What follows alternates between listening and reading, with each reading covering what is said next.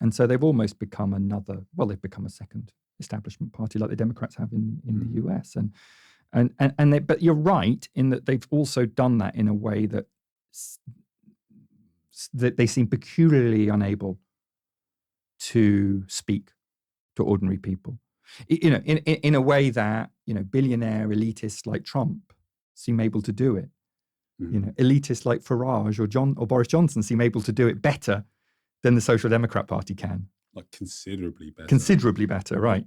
Right. Even I saw Farage with the farmers, and he's there with these people asking about their points of views, and to be fair to him, he does a really good job at it. Whereas you look at Keir Starmer, he doesn't quite have that ability, and I think Labour, it's almost unbelievable. It's lacked that for a while. So perhaps that's some of the impetus should be on how do we engage with the people, how do we make people feel connected to us, because I think that is really missing with some of these. It is. I mean, look, with Starmer in particular, I think, look, the idea, and you could maybe argue a bit with the Democrats, so I think it was a bit different. I think they actually integrated some of the Bernie Sanders vision better, at least initially.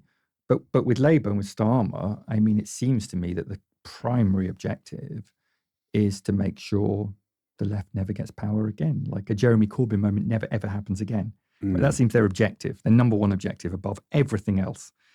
I mean, that's just what can you say about a situation like that? I think that was their appeal. They're kind of this antidote to Corbynism. And as you said, they're kind of the party that could appeal to the right somewhat. I'm not sure entirely how well of a job they're doing at that. But, I agree. But that is kind of seems like their goal is to appeal to the right and also the left. But in trying to do that, they haven't really appealed to either. Well, you lose your soul, don't you?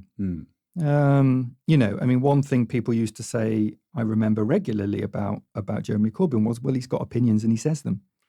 So there's a degree you can trust him with that, whereas I think if you never nail colours to the mast because you're so ultra cautious, it's kind of difficult for people to warm to you in any way whatsoever. And even if you don't agree with Jeremy Corbyn, I think most people, they do appreciate or find commendable is his integrity and his transparency. Yeah. And you can tell that's a man who really believes in what he says, and he's not a puppet. That's a man who will go out or who can't be altered or captured by another person's interest. He will stand up for what he believes is right.